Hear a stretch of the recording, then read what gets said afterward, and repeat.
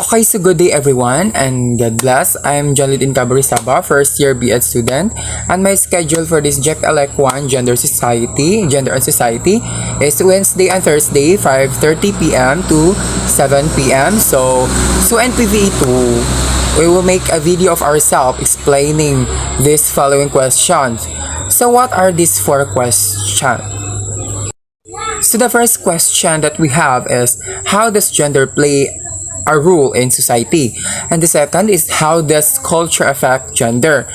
Third, are gay, lesbian, bisexual, or transgender people dangerous to children, and why?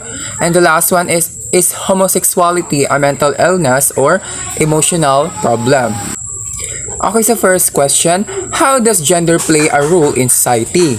So gender roles were very important in all human societies for most of history. Women had the babies and they nursed those babies, often right up until the next one come along. So this limited was that what a woman could do. Anyone who has been a parent of a child under the age of 2 knows how hard it is to get anything else done when caring for that child. Women had no choice but to stay near the house and care for those chores they could do while nursing and caring for young children. While men then had to get the more for reaching chores done because they were encumbered with nursing small children. They also tend to have more strength, so that help them the more physical labor. Different cultures define the gender rules in the different ways, but they all expected women to stay near the home and take care of all small children, while the men did the harder and usually what was considered more important work. So in the end, I don't think we can answer this question yet. Traditionally, gender rules were created because women had to nurse and care for small children. We don't know what is the role of gender and gender rules in society now that women can choose to do other things with their lives. Okay, so second question, how does culture affect gender? Gender, like race or ethnicity, functions as an organizing principle for society because of the cultural meanings given to being male or female. This is evident in the division of labor according to gender.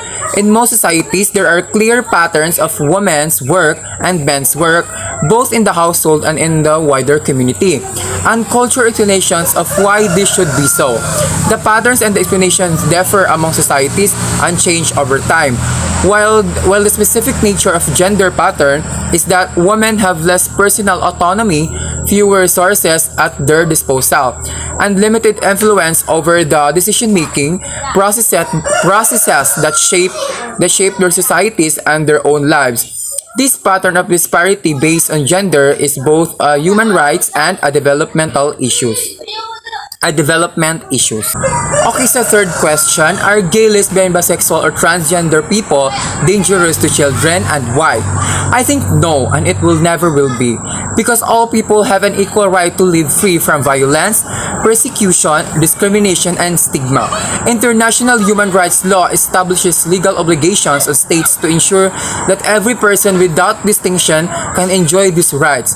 While welcoming increasing efforts in many countries to protect the rights of LGBTIQ+ people, we remain seriously concerned that around the world millions of LGBTQ+ individuals, those perceived as LGBT and their families, face widespread human rights violations.